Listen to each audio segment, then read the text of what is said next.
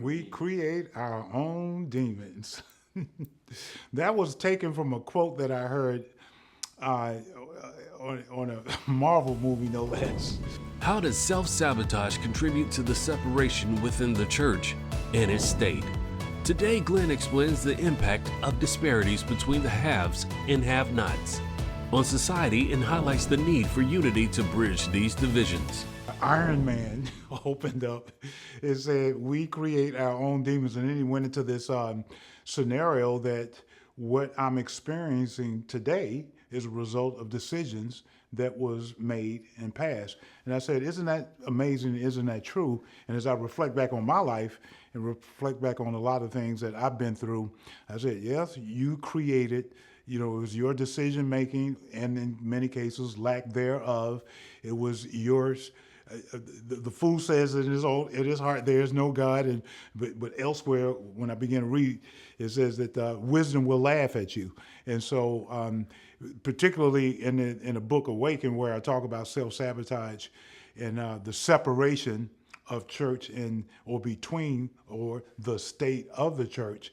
It was really intended to have us take a look at ourselves as believers and the continued unfortunate separation that goes on even within the Church of Jesus Christ. And we're kind of hurting ourselves.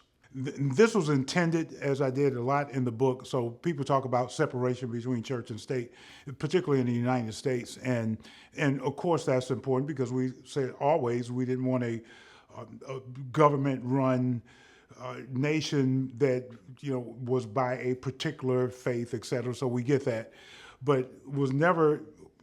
Oh, by the way, though, we were certainly very much influenced by our faith, and we talk about the founding fathers, et cetera.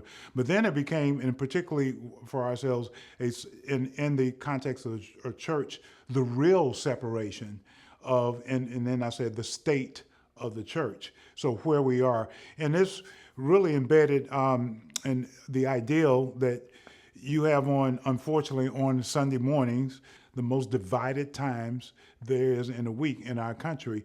And you have, groups of people that instead of the John 17, I pray that they be one, and that we're all together. And I understand when you have communities that represent the community, but particularly we still are very much separated on Sunday mornings.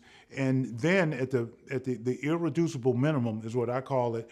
It shows up in an economic scenario, the have and the have-nots. And we also see that same concept that shows up in the political world, which we'll talk about in another setting. So because you have the have and the have-nots. And it just so happens that the most of the haves are a certain hue and most of the have-nots are a certain hue. And that reality we see also on Sunday mornings, and we see it played out.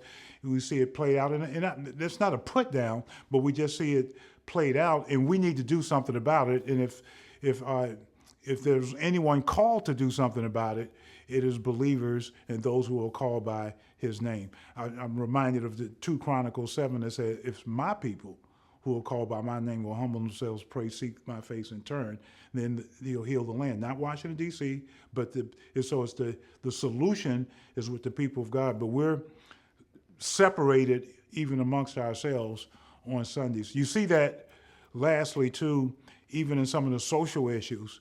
Most of the outcries and injustices only come from certain pulpits, and it should be coming from all pulpits.